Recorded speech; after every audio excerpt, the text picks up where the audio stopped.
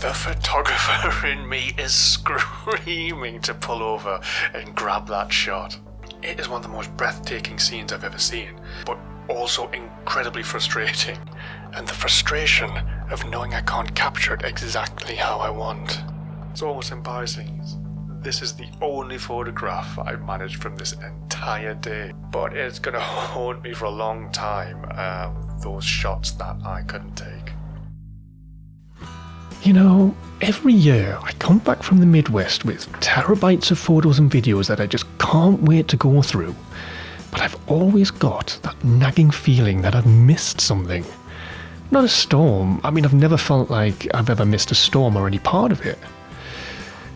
It's something else.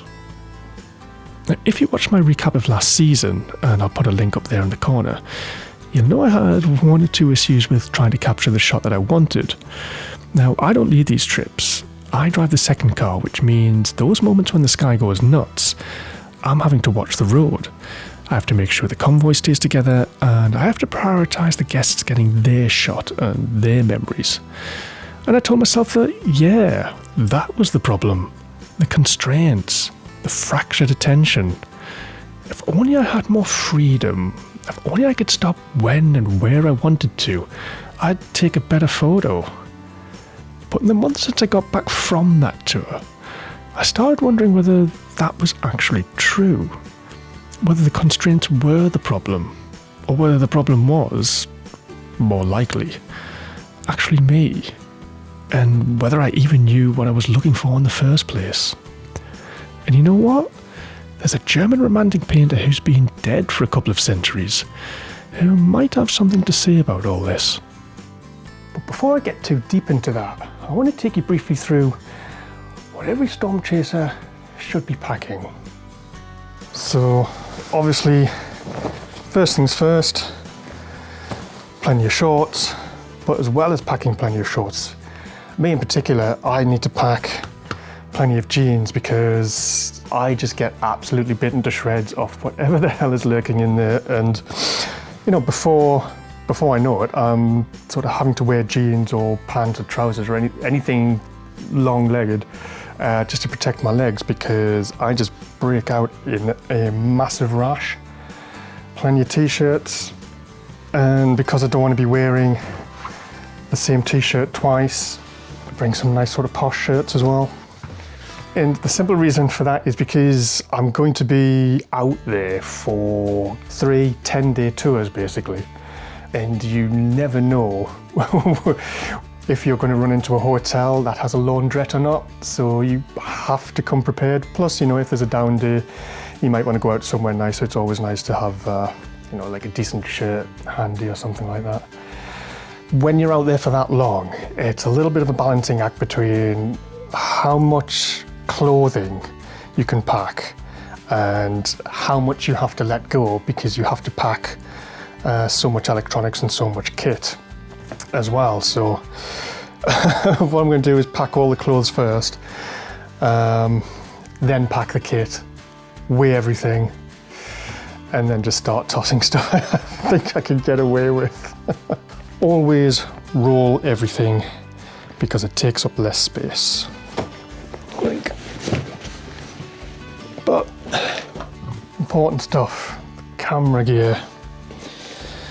So if you're new to the channel, I shoot with a Canon R6, first generation, and I've only got about 5 or 6 lenses, but 3 of those are my core lenses, which I use over and over again. One of them is my main lens is the Tamron 2470, which is attached there. Absolutely gorgeous lens, f2.8. Wide angle, 14-24 Sigma. I'm almost tempted not to bring this. Basically, if, you know, talking about Friedrich's principles and his framework, to get that kind of shot that I want is going to be, you know, 35, 40, maybe 50mm focal length, maybe even longer than that, especially if I want to try and photograph a subject that is dwarfed beneath the scale of the storm itself, or at least to try and convey that sense of scale, mass, sort of infinity, which is going to require long lens. For that I've got my Canon 7300, which again, absolutely astonishing lens, fastest autofocus I've ever seen on a lens. I mean, in my sort of humble, limited experience.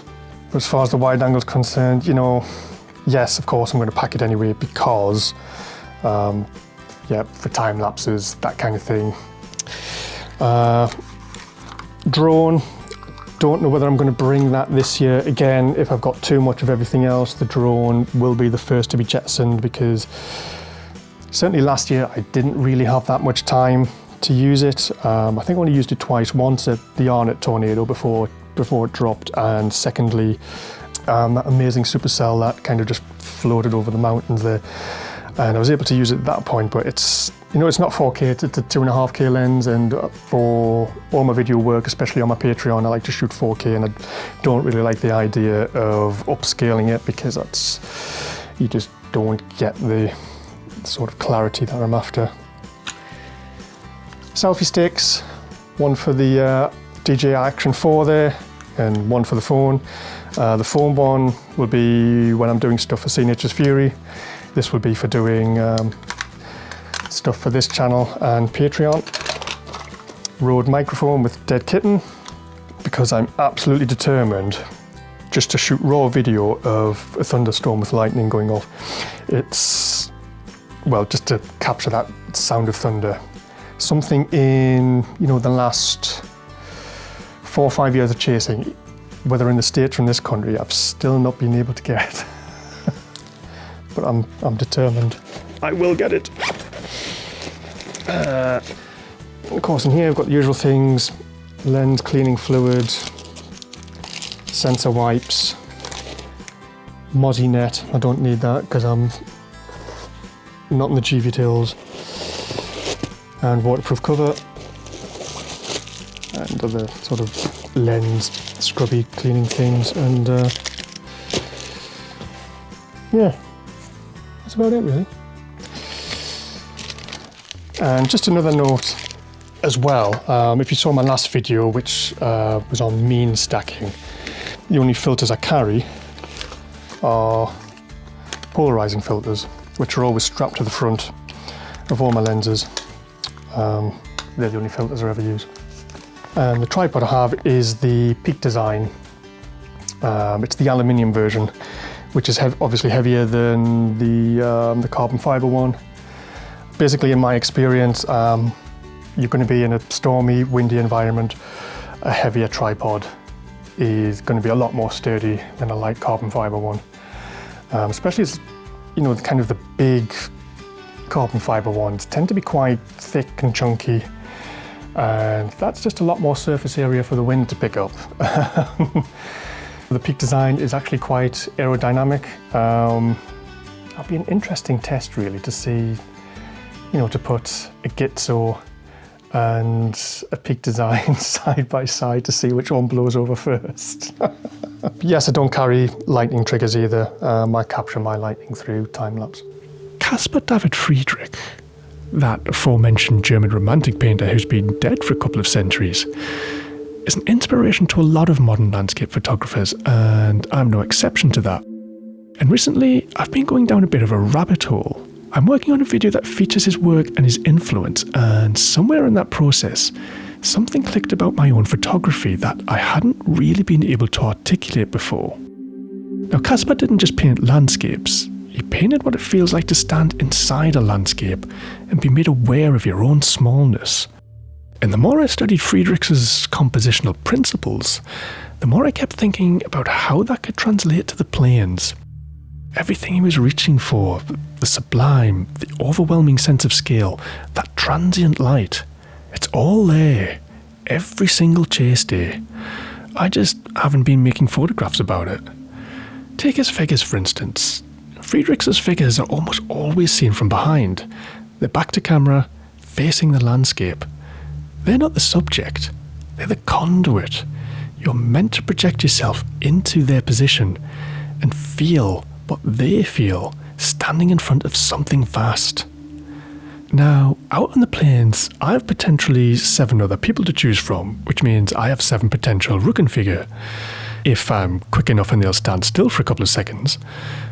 What I'm actually looking for is that moment when someone stops, really stops, and just looks, forgets they're supposed to be taking photos, and just watches.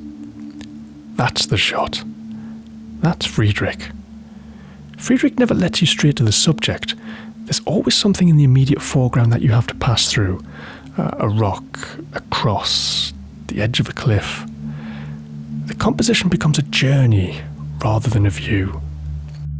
On the plains, that vocabulary becomes fence posts, dirt roads, lonely withered tree, abandoned farm equipment. Not as poetic obviously as his rocky outcrops, but the principle is the same. And if anything, finding it requires more deliberate work. It's easy to set up that textbook view, looking down the notch, strapping on the wide and letting the storm fill the frame. But Friedrich would never have accepted a composition that lazy. And this is where I think I've been laziest, because the foreground is there. I've just been walking past it. Friedrich's light is never neutral. It's always the light that's transient, about to disappear. Shafts breaking through the cloud, that amber window before everything goes dark. Grace, basically. Arriving without warning and disappearing just as quick. The plains give you this for free, every chase day, without fail.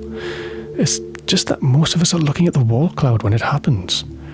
As landscapes always have layers, foreground detail, middle distance, and then something that recedes into atmospheric infinity. Your eye travels through the image rather than stopping at the subject. Pulling back, finding the foreground, this is the key. Letting the storm be the infinity rather than the subject. So this year I'm going with a framework, which is either going to make me a better photographer or drive me completely mad whilst driving the second car. If you watched my recap of last season, you'll know it wasn't always straightforward.